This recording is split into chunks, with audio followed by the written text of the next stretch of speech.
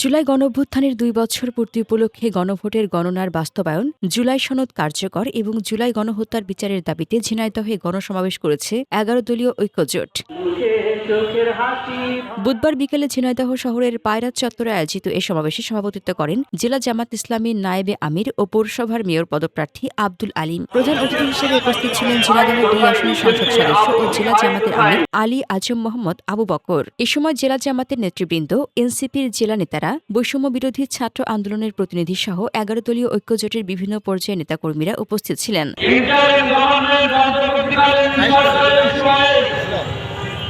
আমরা সকল দল একমত হয়েছিলাম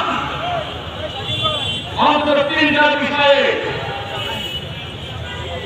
সরকারের বিচার, সংস্কার এবং সুন্দর একটা গ্রহণযোগ্য নির্বাচন। ইনসাফপূর্ণ বাংলাদেশ আমরা পাই না।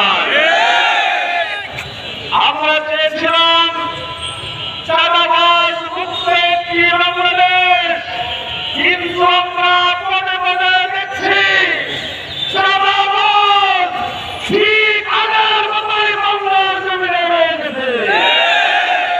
এই ঝিনাইদহের বিভিন্ন স্তরে আপনারা দেখেছেন চাঁদার মহোৎসব চলছে।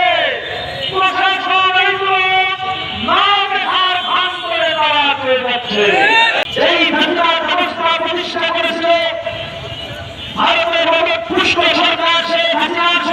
সমাবেশের শুরুতে পবিত্র কোরআন তিলাওয়াত এবং পরে জুলাই গণঅভ্যুত্থানের স্মৃতি ও চেতনা নিয়ে ইসলামিক সংগীত পরিবেশন করা হয়। সমাবেশে বক্তারা গণভোটের গণনায় বাস্তবায়ন, জুলাই সনদ কার্যকর এবং জুলাই গণহত্যার বিচার নিশ্চিত করার দাবি জানান। পাশাপাশি তারা জুলাই গণঅভ্যুত্থানের চেতনা বাস্তবায়নের প্রয়োজনীয় পদক্ষেপ নেওয়ার আহ্বান জানান। সমাবেশে ১১ দলীয় ঐক্যজোটের নেতাকর্মী, সমর্থক এবং বিভিন্ন শ্রেণীপেশার মানুষের অংশগ্রহণে পায়রা চত্বর জনসমাগমে মুখর হয়ে ওঠে।